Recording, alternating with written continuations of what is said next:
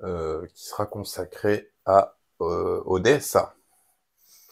C'est une loi qui s'appelle le Digital Services Act, qui fait très américain, parce que quand il y a Act, Patriot Act, Oh, ma petite pointe.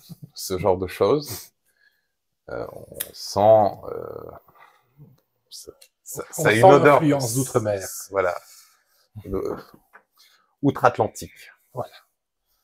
C'est vrai, depuis le Brexit, le seul pays anglophone officiel de une partie de l'Union européenne. Donc c'est quand même bizarre de continuer à utiliser et à piocher dans l'anglais. Qui est plus une langue de business que de diplomatie, en fait. Oui, c'est la langue numéro 1 pour le business, mais Voilà. oui. Diplomatie, la langue française est considérée comme langue de diplomatie. Exactement. On ne dit pas assez les choses bien de notre pays. Hein. Ouais. Le vin, le jambon, tout ce qui fait vraiment la France. Le fromage. Hein. Donc, allons-y. Donc, pour démarrer cela, on va regarder...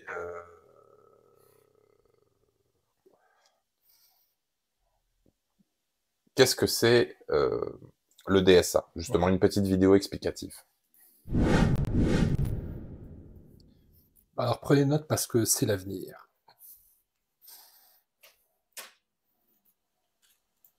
À partir du 25 août 2023, l'Europe va transformer notre utilisation d'Internet. Oui, transformer, c'est pas du tout exagéré de vous dire ça. Il y a une loi qui s'appelle le DSA, pour Digital Services Act, qui entre en vigueur. Et cette loi, ça fait des années qu'elle terrorise tous les géants de la tech, parce que pour la première fois de l'histoire, elle fixe des règles strictes pour les services en ligne. L'Europe a lancé plein de nouvelles lois qui permettent d'encadrer les sites web, d'encadrer les plateformes. On a notamment beaucoup parlé du RGPD en 2018, qui encadre les données personnelles, qui encadre le suivi sur les sites. Mais finalement... Petit rappel sur le RGPD. C'est un système de protection des données personnelles des utilisateurs. Vous décidez pourquoi elles sont utilisées. Qui refuse l'automatisation des données, le profilage anonyme et l'usage en masse de données sensibles. Ce que le gouvernement français ne fait pas avec le FICOBA. On vous invite à aller regarder notre vidéo sur France Travail. Si vous ne l'avez pas vue, on en parle un peu plus longuement. Une vidéo qui a bien marché, merci beaucoup. À part vous mettre une petite fenêtre à chaque fois que vous ouvrez un site avec accepter et refuser les cookies, il n'a pas changé grand chose dans votre utilisation. Le Digital Services Act, il va forcément changer les sites que vous utilisez parce qu'il l'oblige à changer le fonctionnement des plateformes avec des choses qui sont visibles. Contrairement au RGPD, le DSA, il cible uniquement les grandes entreprises. Dans un second temps, ça va s'élargir à d'autres entreprises, mais la première liste qui a été annoncée, celle à partir du 25 août 2023, elle ne contient que 19 entreprises, 17 plus 2 moteurs de recherche précisément. Et vous allez voir, c'est pas des petits noms qui ont été choisis. AliExpress, du Amazon, il y a l'App Store, il y a Bing, il y a Booking, Facebook, Google, Google Play Store, Google Maps, Google Shopping, Instagram, LinkedIn, Pinterest, Snapchat, TikTok, Wikipédia, X, Twitter, YouTube et Zalando. Qui a choisi cette liste? Eh bien là aussi, vous allez voir que l'Europe a fait preuve. Pourquoi il y a Zalando? Il fallait un truc en Z. Non, mais même, Zalando n'est pas... Ça dépend du trafic, en fait. Mais Zalando, ils vendent des vêtements, ils vendent un site e-commerce. C'est pas un... Et s'il en vend, s'il y a un trafic massif sur le site, en théorie, c'est là qu'il... C'est par rapport au nombre d'utilisateurs qu'ils choisissent ces noms. Enfin, officiellement, c'est d'après le nombre d'utilisateurs. Apparemment, Zalando est suffisamment exploré pour ça. Visitez. Une véritable démonstration de force, l'Europe a forcé tous les services qui sont présents en Europe à communiquer leur nombre d'utilisateurs mensuels. Si vous avez plus de 45 millions d'utilisateurs mensuels en Europe, eh bien vous êtes soumis au DSA dès le début.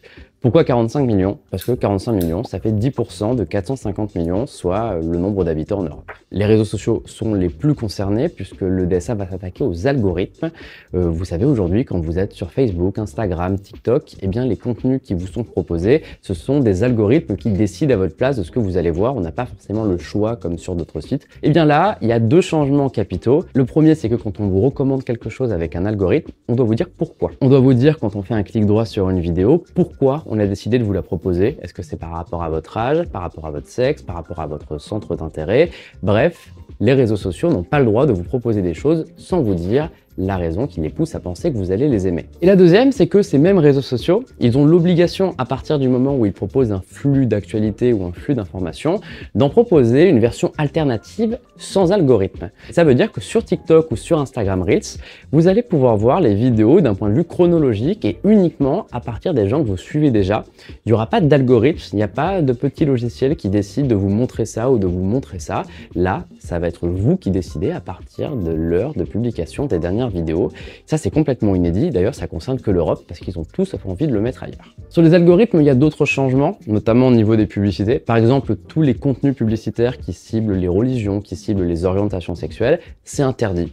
Plus de ça en Europe. Et en ce qui concerne les mineurs, eh bien, toutes les personnes de moins de 18 ans auront des publicités non ciblées. Ça sera strictement interdit pour Facebook ou Google de cibler un mineur avec un contenu qui pourrait lui plaire. Le DSA a un autre rêve aussi, c'est imposer une sorte de modération universelle à toutes les plateformes.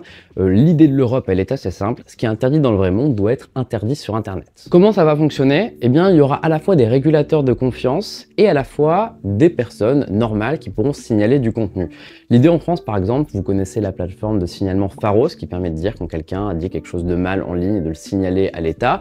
Eh bien, Pharos sera un régulateur de confiance qui aura un interlocuteur direct avec Facebook, direct avec Twitter et qui pourra lui demander d'examiner un contenu dès lors qu'il ne respecte pas la loi. Pour les utilisateurs, il y aura un nouveau bouton qui va permettre de signaler un contenu interdit en Europe. L'idée, c'est qu'il y aura des modérateurs dont la seule mission est d'examiner si un contenu est conforme à la loi européenne. Évidemment, si c'est pas le cas, eh bien, le contenu disparaît. Et une autre nouveauté du DSA, c'est que si les réseaux sociaux décident de vous brider, de vous supprimer un contenu, vous avez la possibilité de faire appel et eux, ils ont l'obligation de vous expliquer à quel point ils sont en train d'examiner votre demande. Il y a un autre truc qui va pas plaire aux plateformes, c'est l'obligation de livrer les secrets de leurs algorithmes. Alors ça, c'est pas public, heureusement, parce que sinon, ça pourrait créer plein de copies, etc.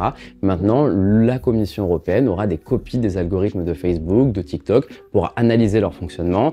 Les plateformes seront dans l'obligation de fournir une copie de leurs données à des chercheurs, afin de mener des études sur l'utilisation des jeunes, des réseaux sociaux par exemple. Et il y aura tous les ans un audit obligatoire dans chaque plateforme majeure, pour réfléchir à leurs pratiques de l'année passée. Du coup, on arrive à une question, qu'est-ce qu'il se passe si une entreprise ne respecte pas le DSA? Eh bien là aussi, c'est un dispositif inédit parce qu'on a souvent dit que l'Union européenne infligeait des amendes ridicules à ces entreprises et que pour elles, ça ne représentait rien.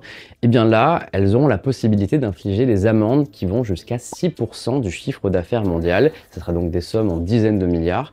Ça fera du bien à la finance de l'Europe et surtout les entreprises, elles n'auront pas envie de perdre autant d'argent, donc elles vont être dans l'obligation de se conformer et en cas de répétition, en cas d'infraction qui se multiplie, eh bien un service en ligne pourra tout simplement être interdit en Europe, c'est-à-dire que si TikTok ne respecte pas la loi, TikTok ça marche plus en Europe.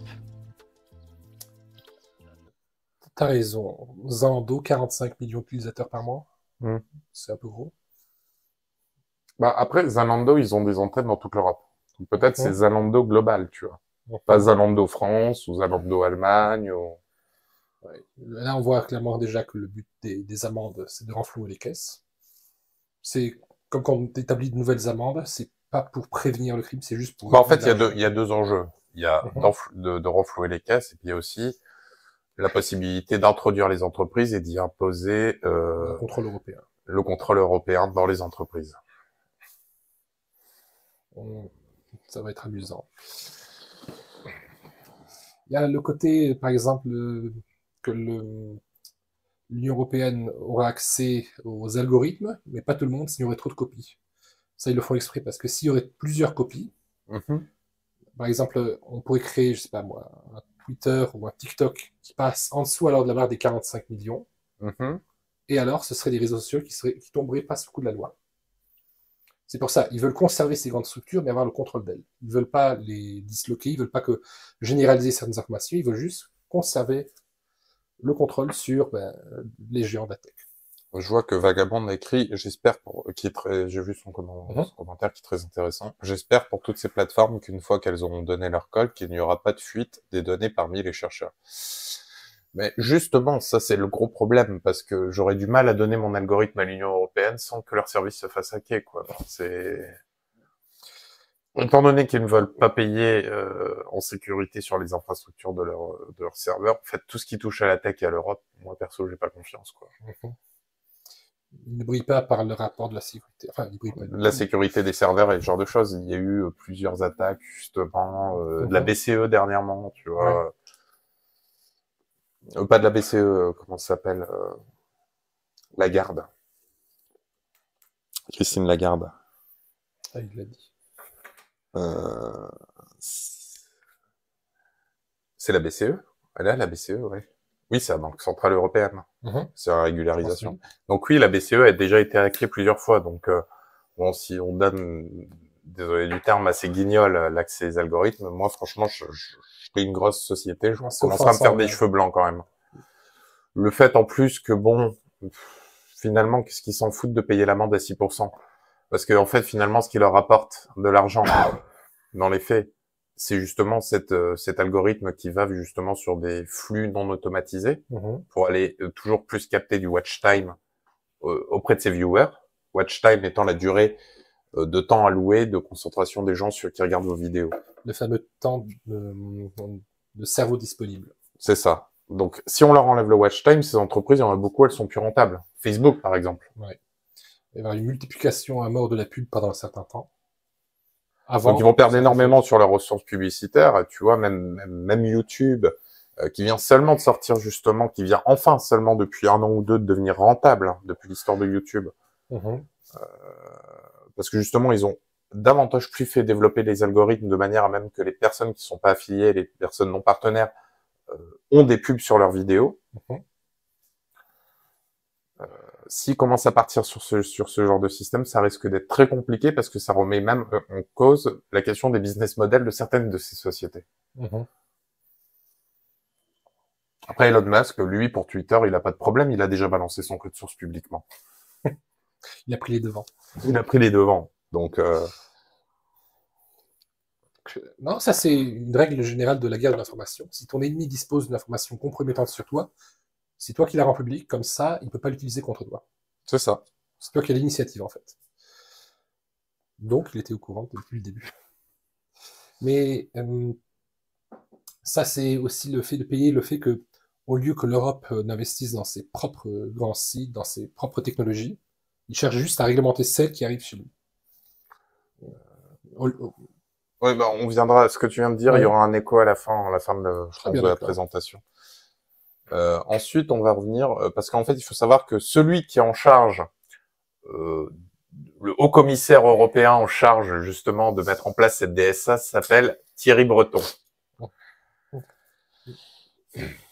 Donc, on va regarder ça va être drôle. Cette petite vidéo de Sud Radio. Sud Radio, André Berkoff. En cette séance de conflit, en période de conflit, et Dieu sait si nous sommes en période de conflit en ce moment. Et contenus illégaux. Alors, qu'est-ce que c'est qu'un contenu illégal? Intéressant, ça. Alors, c'est ça qui m'énerve avec les lois européennes, c'est qu'ils t'annoncent des choses floues, sans aucun cadre juridique. C'est comme ça que la plupart de leurs traités fonctionnent. Oui. Demandez à... Bonjour Virginie Joron. Oui, bonjour. Alors, Virginie Joron, donc, on a vu depuis quelque temps, on suivait la passe d'armes entre Elon Musk et de X, le propriétaire, le patron de X Twitter, et Thierry Breton, commissaire européen, et chacun disait, voilà, vous savez très bien que chez X, vous donnez des appels, il y a des appels haineux, et puis en ce moment, c'est pas possible. Et Elon Musk, il leur dit, oui, mais attendez, nous, on fait pas les tractations en coulisses, donnez-nous des exemples. Apparemment, il n'y a pas eu d'exemple. Alors, de quoi s'agit-il? Quels sont les enjeux aujourd'hui, Virginie Joron? Il y a plusieurs enjeux. Déjà de fond, effectivement, une réglementation qui a été mise en place avec une demande auprès des plateformes de mettre en place des procédures pour limiter effectivement la diffusion de contenus illégaux. Sur le principe, on va dire pourquoi pas. Et d'ailleurs, on a soutenu le dossier. Par contre, et là, c'est plutôt le scandale, on va dire, de la saison, j'ai envie de dire, puisque, comme vous l'avez dit, il y a eu des épisodes depuis le rachat, en fait, de Twitter, parce que quand il n'y avait pas eu ce rachat, personne ne parlait d'Elon Musk et de Twitter. Je pense que le problème qu'il y a eu depuis le départ, c'est que monsieur Elon Musk a dit, moi, je prône la liberté d'expression, et surtout, il a mis en avant le fait qu'il y a eu des problèmes, notamment avec les Twitter files qu'on a vus avec le fils de Biden. Il a été très transparent, il les a publié, ensuite avec la crise Covid. Et ça, apparemment, ça ne plaît pas à la commission. Et c'est pour cela que là, la problématique que nous avons, et pas que moi, hein, beaucoup d'autres juristes, même de Bruxelles, on vous invite à aller vous renseigner sur les Biden Files, qui sont très très intéressantes, mais qui sont, je pense, à mes yeux, un élément clé aussi de ce bashing pour Musk. C'est un élément qu'on pourrait appeler peut-être de la people politique, mais utilisé contre Musk. De plus en plus compte que M. Thierry Breton endosse plus un nouveau rôle de commissaire politique en mettant en place un nouveau ministère de la vérité, j'ai envie de dire, par rapport à un texte oui, voilà, par rapport à un texte qui est quand même plutôt clair pour le coup. C'est l'article 36 qui définit un petit peu ce qui est des mesures d'urgence dans des contextes de crise, même si c'est pas très bien défini. Mais en tout cas, il y a une notion très importante. La notion de 24 heures n'existe pas. Et en plus, notion de répondre aux équipes de Thierry Le Breton n'existe pas. Cette règle, il se l'a inventée tout seul. Et en plus, une autre problématique, c'est que dans l'article 36 de ce même règlement, il est bien indiqué que des procédures effectivement d'alerte auprès des plateformes doivent être impulsées par la Commission, mais sur recommandation d'un comité européen. Or, aujourd'hui, le comité européen n'est pas encore mis en forme, puisque voilà, c'est tout le début de... qu'il faut qu'il y en ait, pardon Virginie, il faut qu'on ait un comité européen qui décide et ce comité européen n'est pas encore en action, si je comprends bien. Non, c'est le comité européen qui recommande à la Commission d'agir. Donc là, il est allé plus vite que la musique. Mais bon, on n'est pas dupes, on voit bien que Thierry Breton... Je pense que Rudi Reichstadt a envie de faire partie de ce comité. Je sais pas, ça paie bien. À quelques mois des élections européennes, en train de se placer. Je vous rappelle qu'il y a une semaine, le 7 octobre, il était au campus de Bordeaux pour soutenir ses copains macronistes de Renaissance. 3 jours après, il fait cette publicité pas chère sur Twitter, parce que là aussi, on voit bien que c'est public. Il voit bien qu'il utilise un moyen qui, normalement, n'est pas des règles habituelles de la Commission qui procède par courrier interne, voire par email. Et en plus, on voit bien... Alors, l'autre point, moi, c'est pour ça que cet après-midi, je vais intervenir pour l'alerter sur cette ironie, parce qu'en fait, il fait croire qu'à un moment donné, il veut faire appliquer le DSA et que le problème, c'est Twitter et d'autres plateformes, puisqu'après, il parle de TikTok. Parce qu'en fait, ce qu'il faut savoir, en fait, Thierry Breton suit une forme d'intimidation à Elon Musk depuis à peu près un mois. Il s'amuse à lui envoyer des tweets du style vous avez plus que 15 jours pour vous mettre aux normes de nouveau DSA, tu vois, en mode de l'intimidation. C'est mignon, dit comme ça. Donc du coup, Musk lui répond. Et il y a une partie de ping-pong interposée entre Musk et Thierry Breton sur cette fameuse loi du DSA. C'est très très intéressant. Je vous conseille de vous renseigner sur ça. On va pas trop le traiter cette partie-là, mais c'est très très intéressant. Elon Musk aussi a des bonnes points de vue. Enfin, il y a juste le dernier qui est très intéressant parce que justement, Elon Musk il met Thierry Breton dans la sauce. Justement, là, il passe. Là, on était sur du ping-pong gentleman. On s'envoie nos petites salves, c'est gentil. Là, sauf que là, le problème, c'est qu'Elon Musk, là, il est en train de passer à l'offensive sur Breton pour le décrédibiliser et le défoncer. Donc, on verra ça juste après. Ok, YouTube. Mais en même temps, le lendemain de l'envoi de ce tweet avec cette lettre, il invite ses abonnés à aller sur un autre réseau social qui s'appelle Blue Sky, qui est pour le coup, en plus, je sais pas, il a peut-être fait exprès ou pas, dont le patron est Jacques Dorsey. Vous savez, c'est Jacques Dorsey, c'est celui qui était l'ancien patron de Twitter. Exact. Voilà. D'accord. C'est donc ça, le fameux réseau, les autres réseaux sociaux de Rudi Reichstadt. Blue Sky. Il n'y aura pas un nuage dans le ciel pour Blue Sky, pas de cloud. Exactement. Donc c'est un point qui est important. C'est très intéressant parce que ça démontre quoi, encore une fois, que le problème c'est pas Twitter, le problème c'est Elon Musk qui libéralise la liberté d'expression. Oui. C'est ça plutôt le problème. Elon Musk qui dit que la liberté d'expression n'est pas pour lui un espèce de cliché écran de fumée. Mais dites-moi juste une chose, Virginie Joron, quand on dit... Je voulais savoir, et moi aussi je comprends très bien qu'on dise sur les appels au meurtre et appels haineux, je comprends très bien qu'on fasse attention, c'est la moindre des choses. Mais qui décide quand on dit contenus illégaux. Moi, ce qui me frappe, d'ailleurs, on a eu Fabrice Epelmoin ici, c'est-à-dire comment on décide. Elon Musk a fait un truc à la base où les tweeters peuvent répondre aux Twitter et même censurer. Enfin, ça se passe un peu par la base. Je ne vais pas rentrer dans les détails. Là, c'est quoi? C'est une commission qui va dire, ou des commissions. Vous imaginez 400 millions. Je veux dire, comment... voilà, comment ça peut... Il faut 400 000 personnes pour surveiller tout ça. Ah ben, déjà, à titre individuel, quand vous allez sur Twitter, vous pouvez déjà signaler auprès de la plateforme des propos, des contenus illégaux. Déjà, j'ai vérifié, ils l'ont mis en place.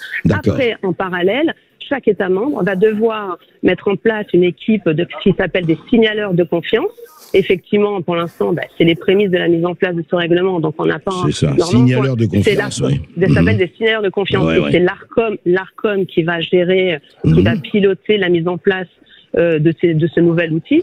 Et ensuite, au niveau européen, vous allez avoir ce comité européen d'experts, donc ils seront un par État membre, donc 27, et c'est eux qui vont suivre la mise en œuvre du règlement et ils vont émettre des recommandations à la Commission pour agir. Donc, vous voyez, lui, il a mis la charrue avant les bœufs, hein, Thierry Breton, mais encore une fois, parce que c'est un contexte politique, un contexte de publicité, et j'ai envie électorale et j'ai envie de dire de la publicité politique pas chère, et c'est ce que je vais lui dire tout à l'heure. S'il veut rentrer en campagne, qu'il fasse comme monsieur de Timmermans, qui démissionne.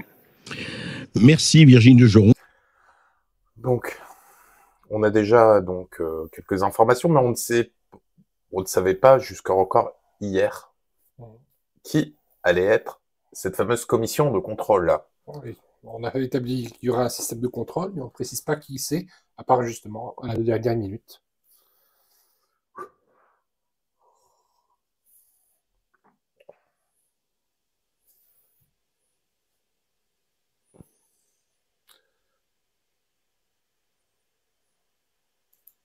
Ancien Twitter.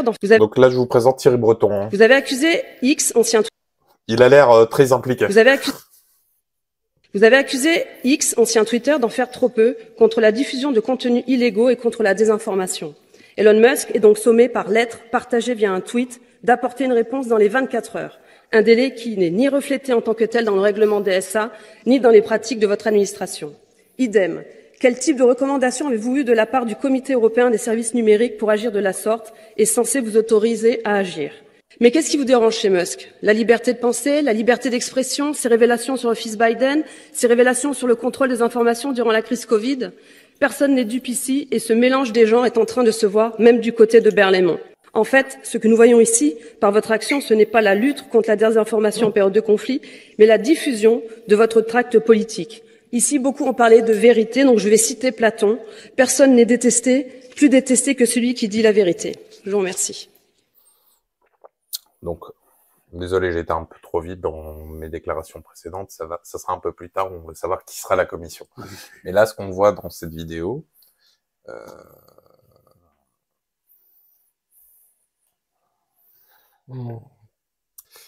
c'est que une partie des gens n'est pas dupe. C'est ça. C'est que comme toujours, on te donne les bénéfices, mais on sait très bien que ça va être manipulé. Mais aussi dans les combats politiques, on personnifie en général son ennemi. On ne dit pas qu'on lutte contre un principe, on dit que c'est cette personne qui représente ce principe. Et là, le problème, c'est que quand il s'en prend à Elon Musk, ce que Musk propose est globalement accepté, même revendiqué. Thierry Breton aurait fait ça il y a quelques... Pardon. Thierry Breton aurait fait ça il y a quelques années, ce serait passé comme une lettre à la poste, parce qu'à ce moment-là, des plateformes comme Twitter étaient encore assez bien contrôlées par certains types de modérateurs. Mais là, face à une liberté d'expression beaucoup plus brute, il doit se dépêcher, il fait des gaffes. Donc, on va regarder un peu la fiche de Thierry Breton. Donc, dans le milieu, il faut savoir que Thierry Breton, on l'appelle le fossoyeur du numérique. C'est-à-dire qu'il a fait des... Il a occupé plusieurs postes à des conseils d'administration de très grosses sociétés du numérique, enfin de la tech ou du numérique, pour les dépiocer. Là où Macron, à l'époque ministre de l'économie, travaillait dur aussi pour faire la même chose. On va rappeler par exemple le cas d'Alstom, Le cas d'aéroport de Toulouse. Oui, on sauvegarde nos grandes forces, les forces vives de notre pays. C'est ça. Mais il est aussi le créateur du Futuroscope. Ah, bon point pour lui. Donc bon, il a dépiocé Bull, il a dépiocé Thomson, il a dépiocé France Télécom. Quand je te dis le fossoyeur du numérique, il le porte bien. C'est de la vente d'organes à ce moment-là. On va plutôt... Regarde. Administrateur d'administration, président. Et tu as le mec, Schneider Electric, La Poste. Tous les services, regarde, La Poste aujourd'hui, ça marche plus. Bouygues Télécom, c'est une cata. Thomson, c'est complètement vautré. La France est jonchée des cadavres de ses ennemis, pardon, de ses anciens employeurs. Élu au conseil d'administration du groupe Carouf, dit Carrefour. Septembre 2017 à 2008, conseiller senior, advisor de la banque Rothschild et compagnie. Oh, comme notre cher président! Coïncidence, le monde est petit, surtout le monde de la finance. Conseil consultatif international de Bank of America. Bah, ça y est, tu l'as dit. Donc voilà, je pense que dans la vie, il y a des fois, c'est l'œuvre du hasard, mais je pense que là, on peut pas lui, encore une fois de plus, lui donner le bénéfice du hasard, en fait. Je pense que dans la suite, il est pas là pour nous faire du bien, Thierry Breton. Il est venu faire ce qu'il faisait avant aux grandes sociétés, il va le faire à l'Europe. Le fossoyeur des libertés des libertés numériques. Il continue finalement, tu vois, il reste dans la... Mais il a un talent certain. Il a un talent. C'est bête de pas l'utiliser. Donc c'est Dupont-Aignan qui nous a annoncé justement qui allait être ce fameux le commissaire, c'est ça? Pas le commissaire. Le responsable en chef de la commission de vérification. La commission de vérification. Donc, c'est Musk qui l'a balancé, justement, c'est le fameux tweet que je t'ai dit que Musk, précédemment... Il était gentillet, courtois. Et qu'il est plus là. Là, il est en train de... Il a balancé une bombe. Un nouveau scandale à l'Union européenne. Elon Musk accuse Thierry Breton et Madame van der Leyen d'organiser la... Et jamais très loin aussi, elle, hein. Censure en des réseaux sociaux en s'appuyant sur une société confidentielle mais très importante américaine, NewsGuard, proche de Wikipédia, proche des démocrates américains et qui servirait de modérateur de contenu. C'est-à-dire que tous les médias ou tous les auteurs qui aborderaient certains sujets qui ne plairaient pas au président Biden et aux démocrates américains se verraient censurés. L'Union européenne aurait fait appel à NewsGuard pour l'aider dans sa fameuse lutte contre la désinformation qui n'est que la création d'une nouvelle censure. Le gouvernement américain aurait subventionné cette société NewsGuard de 750 000 $. Thierry Breton refuse de répondre aux accusations d'Elon Musk. Il y a péril pour notre liberté d'expression. C'est de la collaboration transatlantique. L'échange de bons procédés. Non, ce qu'on voit, c'est que les Américains essayent d'infiltrer la Commission européenne dans tous les secteurs et par tous les moyens. Ils réussissent. C'est pas qu'ils essaient. Non, il y a eu des tentatives avortées. Mais globalement, on va suivre la ligne éditoriale américaine. Oui. Donc ensuite, en complément du DSA, ils ont décidé de rajouter un point qui s'appelle le IA Act. Ils auraient pu au moins traduire le titre. Parce que là, ça fait vraiment trop américain. Digital Service Act, l'IA Act. On rajouterait un E à la fin pour faire genre français, ou tu mets ça en allemand, ça serait une bonne diversion. Mais... Ah si, parce que si ça aurait été en anglais, ça aurait été AI Act. Et là, c'est IA. IA, c'est français. Intelligence Artificielle Act. Voilà. Ça a été sûrement suggéré par ChatGPT, ça va trop se voir. Mettez IA Act. L'Union européenne planche depuis plusieurs mois sur l'IA Act, futur règlement de l'intelligence artificielle. Le 6 décembre 2022, le Conseil de l'Union européenne, l'un des co-législateurs européens, a adopté un texte de compromis. Voyons ensemble les enjeux et les points clés à retenir. Si l'intelligence artificielle présente un potentiel considérable, comme l'aide au diagnostic médical ou encore les véhicules autonomes, elle présente aussi des risques majeurs. Nous pouvons citer le traitement massif des données, les risques d'erreur, les biais et les discriminations. Afin de promouvoir une IA éthique et respectueuse... Ficoba, on en revient? On en revient toujours, en fait. Mais ceux qui tendent le bâton pour se faire battre en même temps. Des droits et libertés. Sans brider l'innovation technologique, la Commission européenne a présenté, le 21 avril 2021, une proposition de règlement, l'IA Act. Ce texte pose un ensemble d'exigences pour les concepteurs, les distributeurs et les utilisateurs de ces systèmes d'intelligence artificielle, notamment des évaluations de conformité avant mise sur le marché, une traçabilité du fonctionnement ou encore une documentation technique.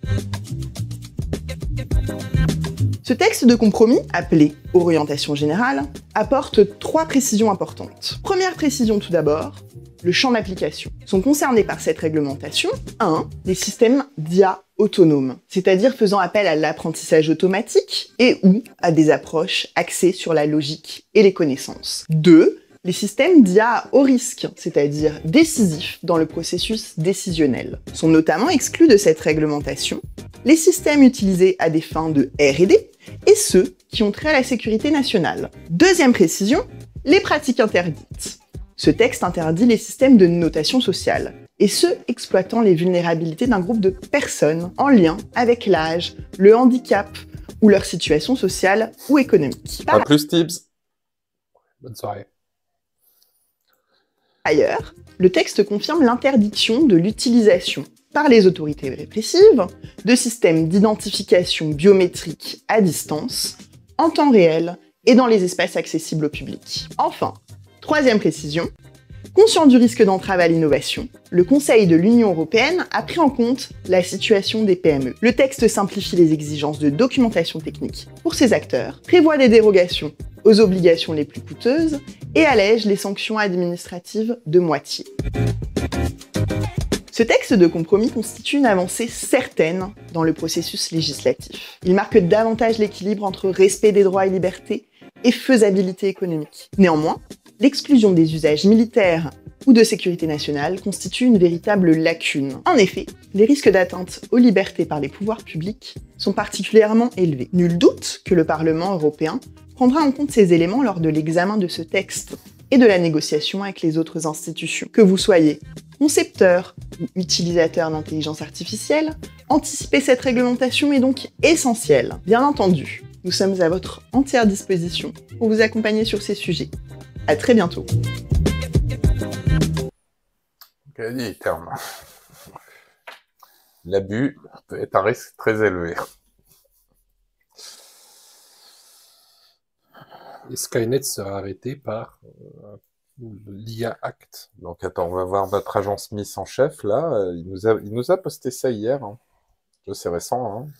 Important trilogue tonight on the AI Act. Il aurait pu le traduire. It's no time to fail.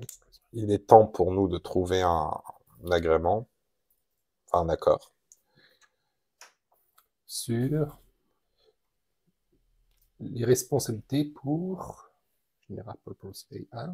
Les utilisateurs.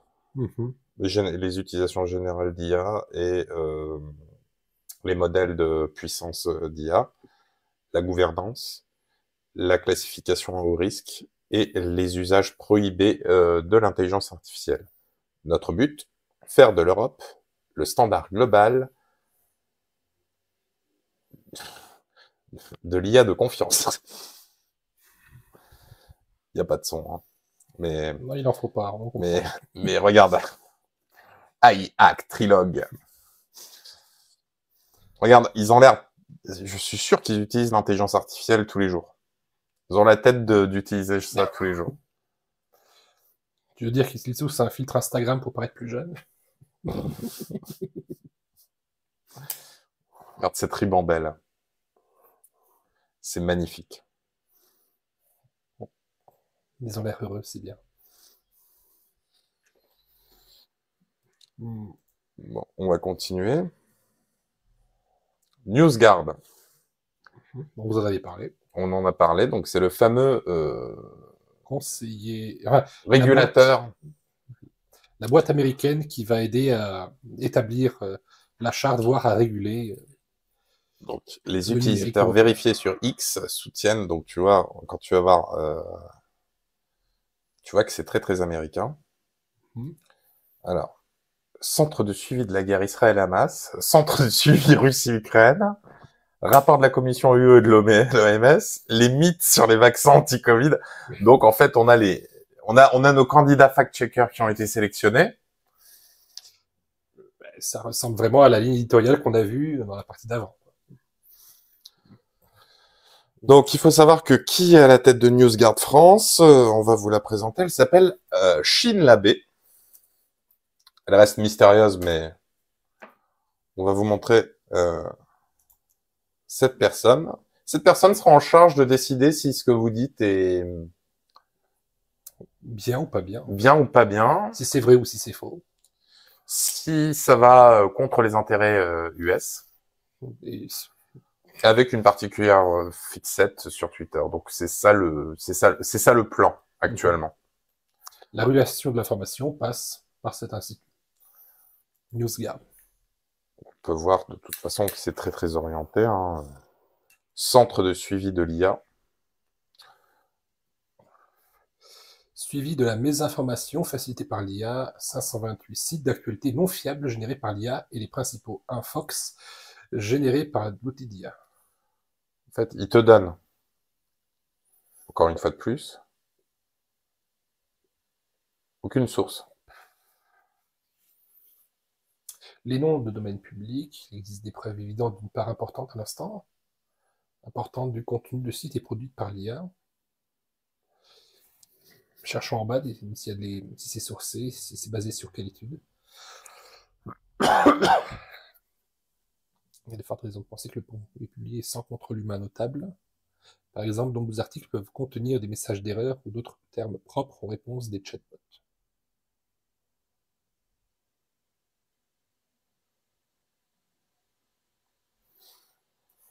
Voilà, on va venir jusqu'en bas de la page.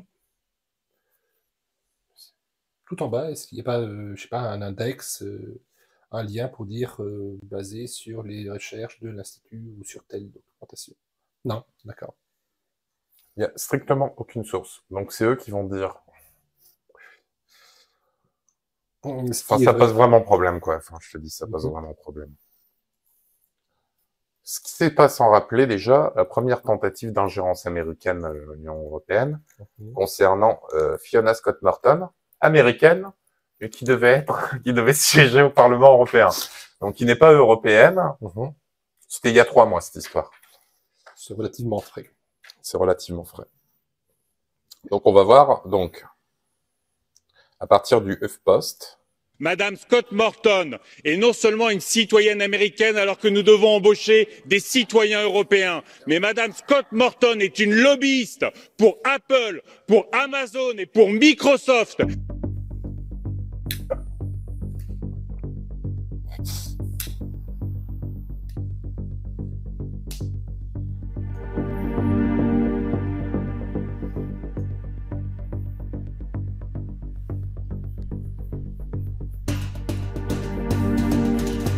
Madame Scott Morton est non seulement une citoyenne américaine alors que nous devons embaucher des citoyens européens, mais Madame Scott Morton est une lobbyiste pour Apple, pour Amazon et pour Microsoft. Cette question pose à minima la question du conflit d'intérêts. La Commission est-elle libre de toute ingérence et de toute influence de la part des États-Unis d'Amérique et de leur société? C'est désormais une question vitale pour notre souveraineté. Je vous remercie. Et c'est vrai que cette question est justement peut-être le cœur, en fait, de tout ça. Le conflit d'intérêt. Ce qu'il a dit, sur le coup, là, Bardella, ce qu'il a dit, je partage totalement ce qu'il raconte. Enfin, la question qui se pose. La réponse est non, mais...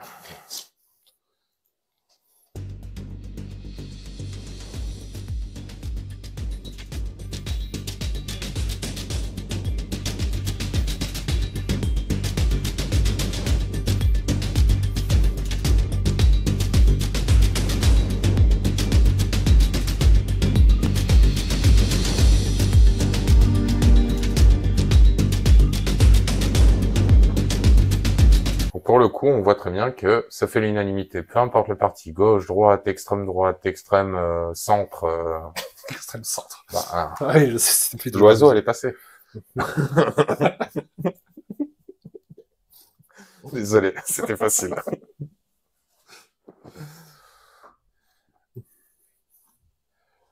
Il faudrait fact-checker cette vidéo. Et là, ici, on a la réponse dubitative de notre chef, Emmanuel Macron, concernant la nomination de Fiona Scott Morton. Je suis attaché, comme vous le savez, à l'autonomie stratégique de l'Europe. Et donc, je pense que... Je suis attaché à l'autonomie stratégique de l'Europe et je suis dubitatif pourquoi les gens ne veulent pas qu'il y ait Fiona Scott Morton. Pensez-le en même temps macronien, on a l'habitude. Bon, moi j'attends des réponses de la Commission. Si nous n'avons aucun chercheur qui est de ce niveau pour être recruté par la Commission, ça veut dire que nous avons un très grand problème avec tous les systèmes académiques européens. Premièrement. Deuxièmement, je suis très attaché à la réciprocité. Et je serais tout à fait ouvert à une telle configuration si je voyais les Américains embaucher un chercheur européen pour être au cœur des décisions de la Maison-Blanche, ou les Chinois faire de même. Je constate que par la loi, ça leur est empêché. Et que d'ailleurs, nous, par nos textes, c'est normalement empêché, que c'est une procédure d'exception. Je pense que ce n'est pas le meilleur sujet pour le faire. Enfin et surtout, je constate que, vraiment, j'ai beaucoup de respect pour cette chercheuse américaine, qui vraiment fait plusieurs, d'ailleurs, de ses collègues ont manifesté leur reconnaissance académique. Mais il se trouve que, ce faisant, elle a été embauchée par beaucoup d'entreprises, et donc elle a eu à s'exprimer sur beaucoup de situations, qui fait qu'elle devrait se porter en retrait de ces situations. Ce qui rend quand même assez inopérant ce pourquoi on l'embauche. Et donc, premièrement, qu'est-ce que ça veut dire de la recherche académique européenne? Nous sommes 27 États membres. Est-ce qu'il n'y a aucun de ces 27 États membres qui a des chercheurs assez bons pour conseiller à la Commission? C'est une vraie interrogation. Deuxièmement, je suis attaché à la réciprocité en la matière, il faut la demander. Troisièmement, est-ce que c'est vraiment la posture la plus efficace, y compris pour cette chercheuse, si elle doit se porter en retrait, se déporter de tant de sujets sur lesquels elle aurait conseillé les entreprises qui sont questionnées. Donc voilà, autant de questions que je me pose, ce qui me rend dubitatif, comme vous le comprenez sur ce sujet. Macron est dubitatif. Macron est dubitatif. L'heure est grave, les amis.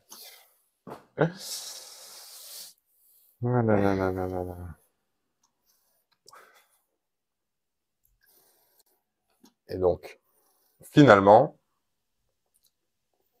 elle a décidé de renoncer. On va voir pourquoi elle a décidé de renoncer.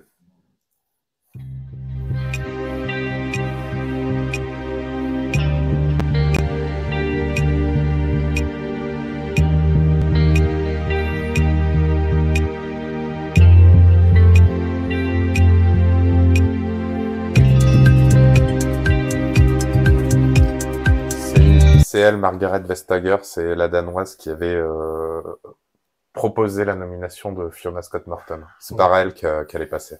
Et c'est auprès d'elle qu'elle s'explique.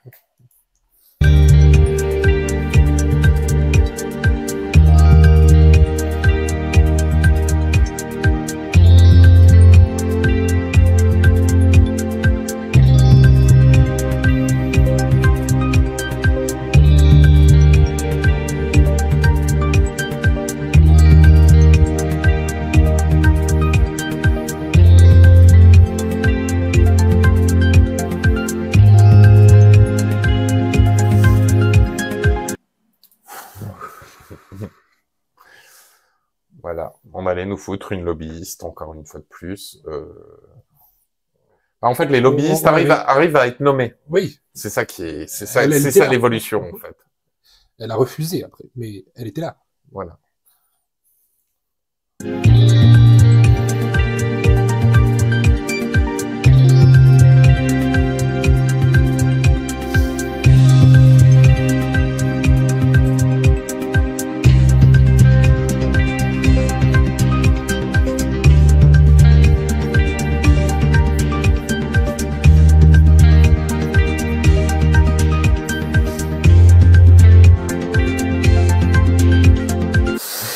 Toujours aussi dubitatif, mon cher Emmanuel. Il n'est pas dit que c'est le vent tourne. La meuf, elle a le bras rempli de conflits d'intérêts et il est dubitatif. Et tu vas pas me faire croire qu'il n'était pas au courant. Alors ça, j'y crois pas une seconde. Regarde son visage, il a l'air vraiment étonné. Oui, mais ça, c'est la Il a photo. l'air perdu, il a l'air dans la... Il a l'air.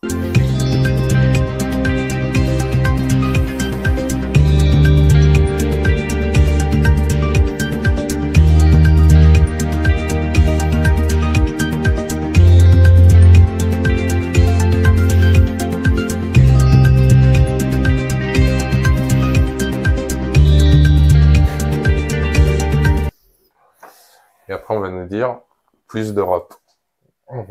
Ils sont complètement à la ramasse, ils font des petits arrangements qui ont un impact réel sur nos vies. Des petits arrangements. Des petits gros arrangements. Des petits gros arrangements, si tu veux. Il y a une déconnexion, en fait, de ce qu'ils ont le droit de faire, ce qu'ils devraient faire, et de ce qu'ils s'autorisent à faire, quand même. Parce que, à ce niveau-là... Non, puis c'est de l'ingérence. Oui, mais totalement. C'est de l'ingérence, même plus, en fait, enfin... Si, encore caché, ils essayent encore de le cacher, mais on est à deux doigts du décomplexé, quoi. Enfin, là, avec Thierry Breton, avec son BSA, là, on est sur quelque chose de décomplexé. Hein. Beaucoup plus encore que le cas de Fiona Scott Morton. Ou, beaucoup plus qu'à l'époque où notre cher Emmanuel Macron avait décidé de transférer les données de santé des Français directement sur les serveurs Azure américains. Oui. Alors que, en France, on a peut-être l'un des... On a l'entreprise qui est le leader européen sur l'hébergement et le cloud hosting. Il s'agit d'OVH. Pourquoi il s'est pas renseigné auprès d'OVH? Donc finalement, la question que je me pose, est-ce que Macron... En fait, on a toujours fait le procès d'être pro-européen avant d'être français. Mais est-ce qu'il serait pas peut-être plutôt pro-américain avant d'être européen et avant d'être français? Est-ce qu'être pro-européen, ce serait pas être pro-américain? Moi, je le vois plutôt de cette façon où il utilise l'Europe pour atteindre l'Amérique. Il sait qu'il a besoin de l'Europe pour pouvoir faire le grand écart. De l'Europe à l'Amérique. L'écart impossible. Donc on va regarder cette petite vidéo sur les données de santé et voilà. Figure de rappel.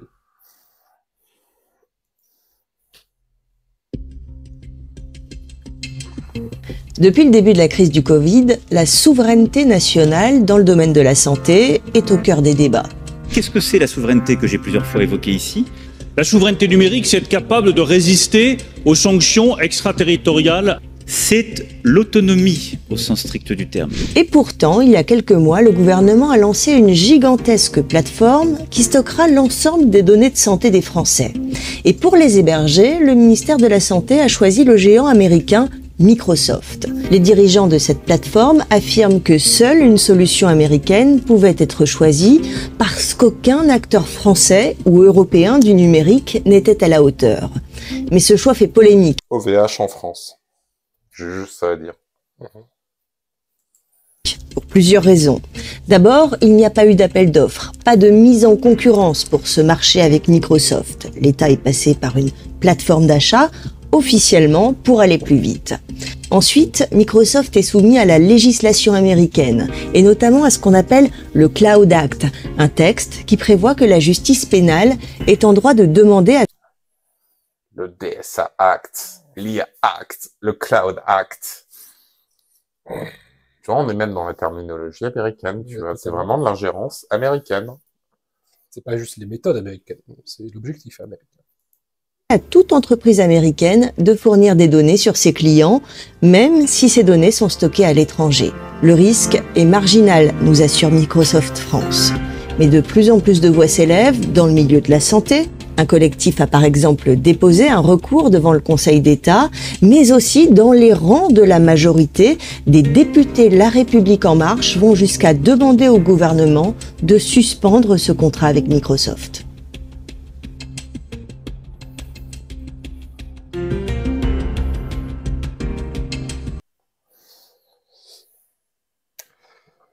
C'est ça, les données de santé maintenant des Français seront à disposition des Américains.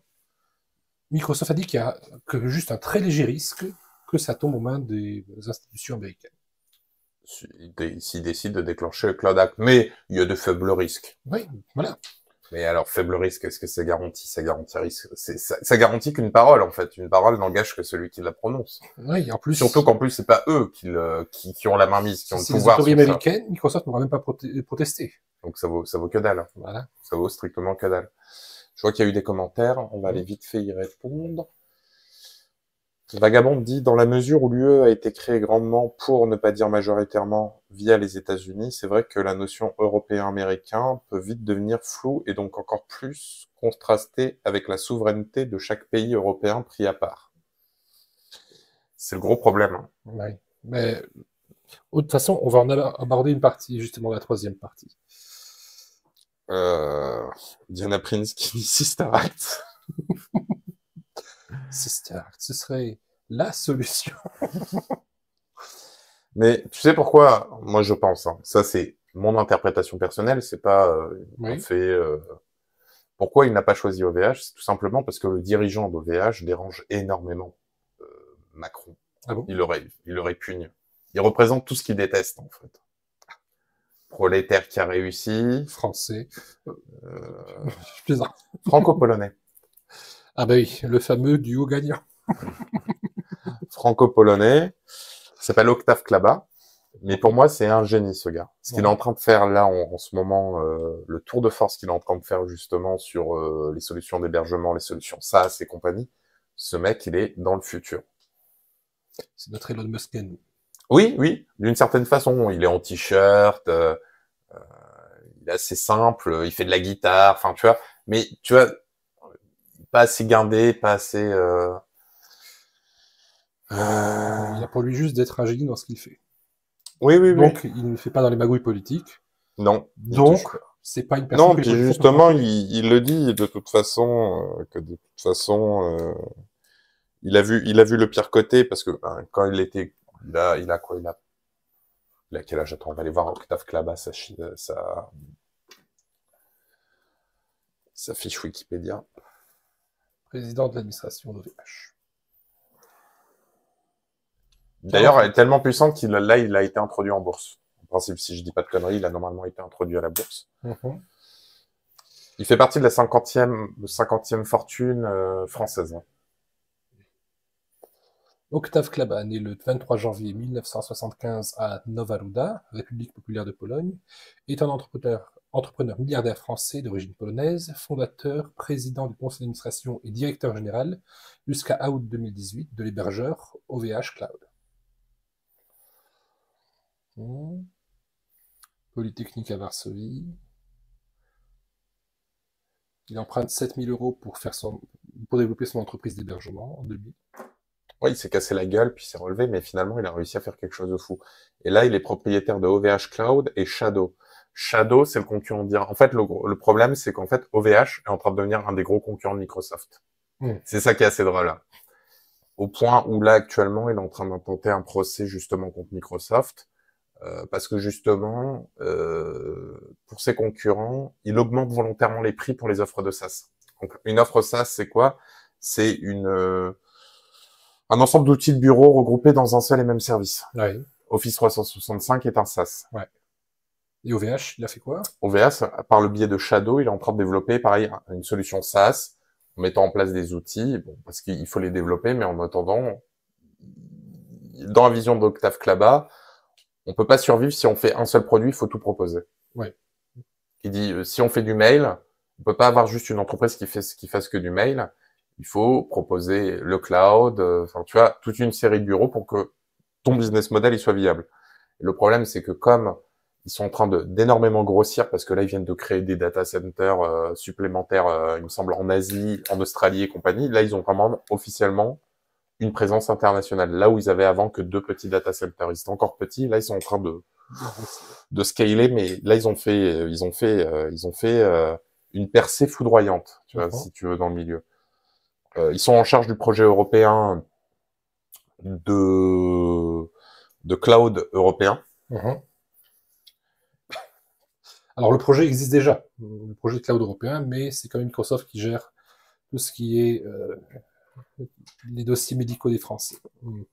C'est ça. Donc quand sort la gouvernance, la souveraineté avec Microsoft, enfin, tout ça c'est bullshit. Total. La souveraineté, c'est l'indépendance. Et Shadow, justement, l'avantage de cette entreprise, pour revenir à Shadow, c'est qu'à la base, c'était une société, une petite entreprise française qui faisait avant ce que le Game Pass actuellement de Microsoft fait. C'est-à-dire une solution de streaming du jeu vidéo, un genre de Netflix du jeu vidéo. C'est-à-dire que tu peux sélectionner tes jeux sans les télécharger et directement y jouer. À partir d'une app. Là, en l'occurrence, c'était un boîtier que tu louais, un boîtier Shadow. Mais ils ont repris la technologie de Shadow parce que justement, ils proposent des outils pour les développeurs de jeux vidéo pour pouvoir développer les jeux vidéo sur le système SaaS, jouer aux jeux vidéo, utiliser des suites Office, enfin vraiment un truc pour la tech. Vraiment une solution complète pour tout développeur et concepteur, tous ceux qui auraient besoin de ce genre d'outils, tu vois.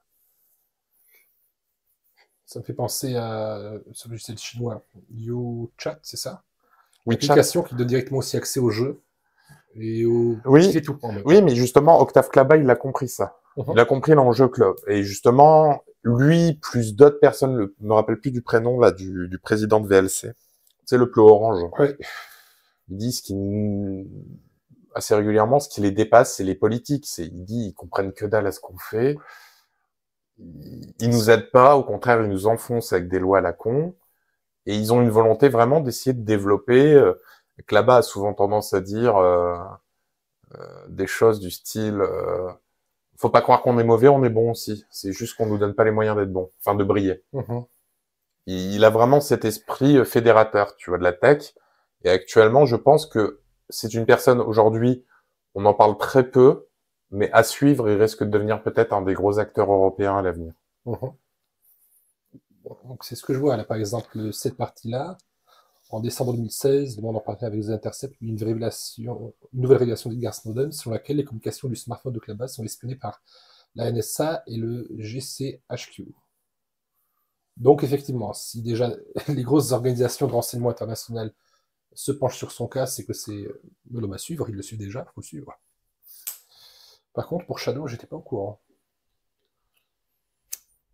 T'imagines si l'Europe avait son propre équivalent Microsoft? Non, mais là, il veut carrément, en fait, racheter, il est en train d'essayer d'analyser, il veut racheter, tu te rappelles du moteur de recherche européen qui avait fait polémique, Quant? Oui, il y avait un truc comme ça, oui. Ils veulent racheter, justement, pour l'importer dans ses solutions SaaS. Il est en train de racheter toutes les petites parties et donner ce qu'il estime utile et améliorable. Il est en train de tout racheter en ce moment pour essayer de sortir un package autonome et souverain, justement, pour l'Europe. Ce qu'il est en train de faire, c'est brillant, hein. C'est un bon stratège, mais il ne joue pas dans la classe des politiques. Il essaye de s'en tenir éloigné. Mais en tout cas, moi, humainement, c'est une personne que j'apprécie beaucoup. Et comme il le dit, il dit, moi, j'ai vu les pires et les bons côtés des deux régimes.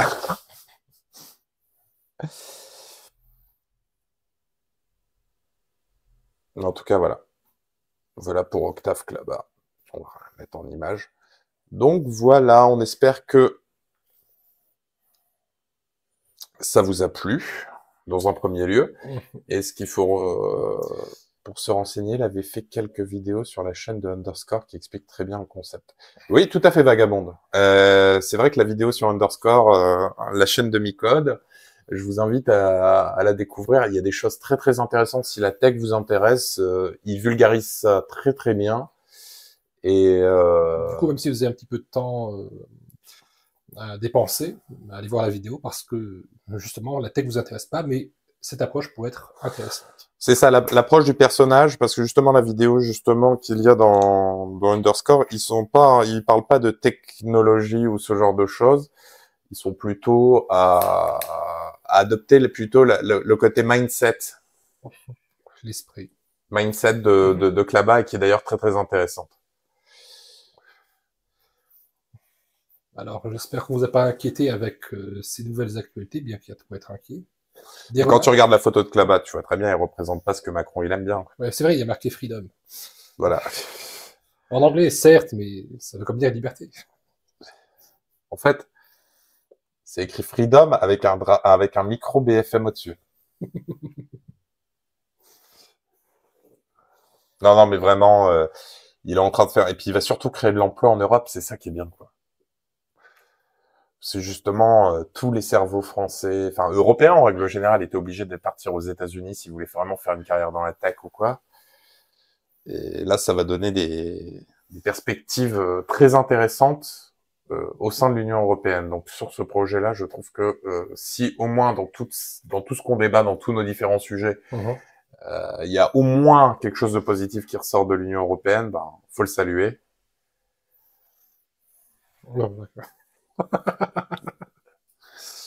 Pour ceux qui ont la référence, 1984. Quelques commentaires encore, vous avez éventuellement sur le DSA, par exemple sur tout l'aspect fait à la sauce Union européenne, donc on fait des traités suffisamment vagues pour qu'on puisse, à l'avenir, les rendre beaucoup plus incisifs, voire polémiques, mais comme ils sont déjà passés. Et en tout cas, pour ceux qui découvrent la chaîne en VOD sur YouTube, nous vous invitons à vous abonner. Et à partager aussi. Si ça peut intéresser quelqu'un que vous connaissez, n'hésitez pas. Aussi bien sur YouTube que Twitch ou X, Twitter. Mais rendez-nous visite sur Twitch. Les mercredis à 19h, l'ambiance est bonne. Les commentaires sont sympas. La petite pause avant le week-end. Et puis n'hésitez pas à nous dire dans les commentaires, est-ce que vous êtes plutôt Bill Gates ou Octave Klaba? Vous avez le choix, Octave ou Klaba. C'est à vous de choisir.